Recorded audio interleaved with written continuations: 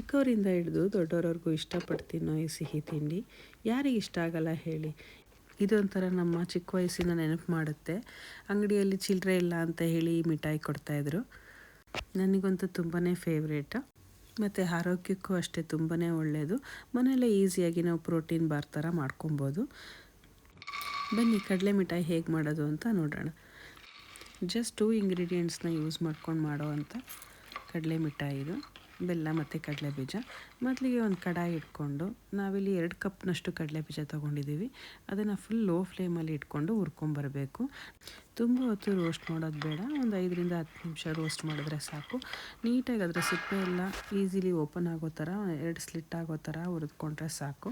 ಈ ರೀತಿ ಹುರಿದಿಟ್ಕೊಂಡು ಆರಿದ ಮೇಲೆ ಅದರದ್ದು ಸಿಪ್ಪೆ ಎಲ್ಲ ತೆಗೆದು ಅದನ್ನು ಕ್ಲೀನ್ ಮಾಡಿಕೊಂಡು ಈ ಥರ ನಾವು ಸೈಡಿಗೆ ಎತ್ತಿಟ್ಕೋಬೇಕು.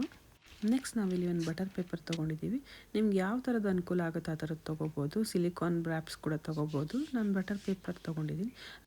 ಮತ್ತು ರೋಲ್ ಮಾಡೋಕ್ಕೆ ನಮಗೆ ಲಟ್ಟಣಿಗೆನೂ ಕೂಡ ಬೇಕಾಗುತ್ತೆ. ಇದಕ್ಕೆ ಎಣ್ಣೆ ಅಥವಾ ತುಪ್ಪ ಹಾಕೋಬೋದು. ಇದಕ್ಕೆ 1 ಸ್ಪೂನಷ್ಟು ಹಾಕ್ಕೊಂಡು ರೋಲಿಂಗ್ ಪಿಂಗು ಮತ್ತು ಪೇಪರ್ಗೆ ಈ ಥರ ಹಚ್ಚಿಟ್ಕೊಂಡು ಸೈಡಿಗೆ ಎತ್ತಿಟ್ಕೊಳ್ಳಿ.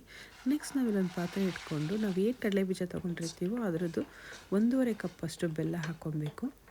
ನಾವು ಕಡಲೆ ಬೀಜನ 2 ಕಪ್ಪಷ್ಟು ಯೂಸ್ ಮಾಡಿದ್ದೀವಿ. ಈಗ ಇಲ್ಲಿ ಬೆಲ್ಲನ 1.5 ಕಪ್ಪಷ್ಟು ಯೂಸ್ ಮಾಡಿಕೊಂಡು ಅದಕ್ಕೆ ಅರ್ಧ ಕಪ್ನಷ್ಟು ನೀರು ಹಾಕ್ಕೊಂಡು ಬೆಲ್ಲ ಎಲ್ಲ ನೀಟಾಗಿ ಕರಗಿಸ್ಕೋಬೇಕು. ಬೆಲ್ಲ ಕರಗಿದ ಮೇಲೆ ಈ ರೀತಿ ಫಿಲ್ಟರ್ ಮಾಡ್ಕೊಬೇಕು, ಏಕೆಂದರೆ ಗಲೀಜು ಇದ್ದರೆ ಈಸಿಯಾಗಿ ತಕ್ಕೋಬೋದು. ಪಾಕ ಮಾಡುವಾಗ ನಾವು ಫುಲ್ ಲೋ ಫ್ಲೇಮಲ್ಲೇ ಇಟ್ಟು ಪಾಕ ಮಾಡ್ಕೊಬೇಕು.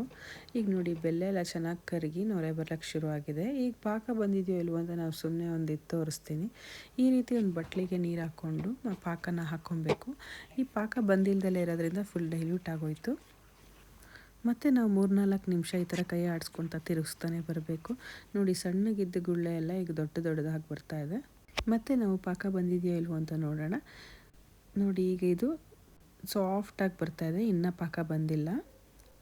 ಮತ್ತು ನಾವು ಕೈ ಆಡಿಸ್ತಾನೆ ಇರಬೇಕು, ಬಿಡಬಾರ್ದು ಕೈ ಆಡಿಸೋದನ್ನ, ಇಲ್ಲಾಂದರೆ ತಳ ಹಿಡಿದು ಬಿಡುತ್ತೆ.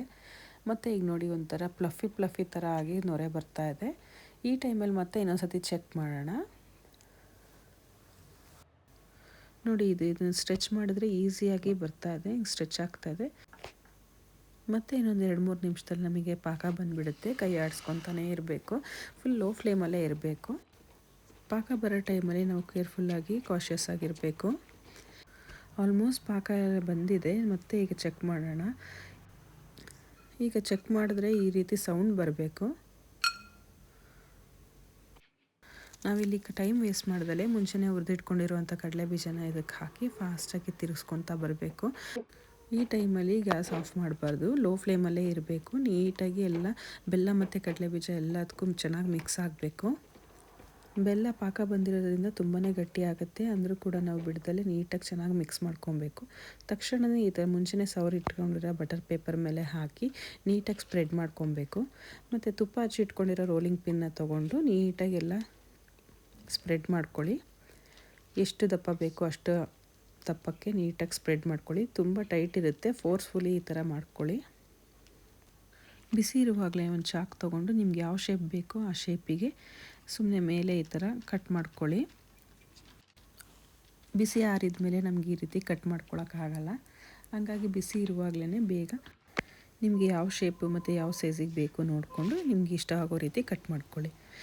ಇದು ಫುಲ್ ತಣ್ಣಗಾಗಬೇಕು. ಇದು ತಣ್ಣಗಾಗೋವರೆಗೂ ಒಂದು ಅರ್ಧದಿಂದ 1 ಗಂಟೆ ಅಷ್ಟು ನಾವು ಸೈಡಿಗೆ ಎತ್ತಿಟ್ಬಿಡಬೇಕು. ಬಿಸಿ ಆರಿದ ಮೇಲೆ ಈ ಥರ ನಿಧಾನಕ್ಕೆ ನಾವು ಪೇಪರ್ನ ತಕ್ಕೊಂಡು ಬರಬೇಕು. ಈಸಿಲಿ ಓಪನ್ ಆಗುತ್ತೆ. ಈ ರೀತಿ ಒಂದು ಕಡೆಯಿಂದ ಎಲ್ಲನೂ ಓಪನ್ ಮಾಡಿಕೊಂಡು ಪೇಪರ್ನೆಲ್ಲ ತೆಗಿಬೋದು. ನೋಡೋಕ್ಕೂ ತುಂಬ ಚೆನ್ನಾಗಿ ಕಾಣಿಸ್ತಿತ್ತು ಮತ್ತು ರುಚಿನೂ ಕೂಡ ಅಷ್ಟೇ ಹದವಾಗಿ ಬಂದಿದೆ. ಕಡಲೆ ಮಿಠಾಯಿದು ಸಿಹಿ ಸರಿಯಾಗಿತ್ತು.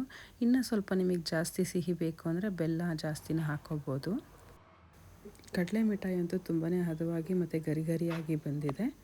ಈ ರೆಸಿಪಿ ನಿಮ್ಗೆ ಇಷ್ಟ ಆಗಿದರೆ ನಿಮ್ಮ ಫ್ಯಾಮಿಲಿ ಫ್ರೆಂಡ್ಸ್ ಜೊತೆ ಶೇರ್ ಮಾಡಿ. ಮತ್ತು ಇನ್ನೂ ಈ ಥರ ರೆಸಿಪೀಸ್ಗೋಸ್ಕರ ನಮ್ಮ ಚಾನಲ್ನ ಸಬ್ಸ್ಕ್ರೈಬ್ ಮಾಡ್ಕೊಳ್ಳಿ. Thank you.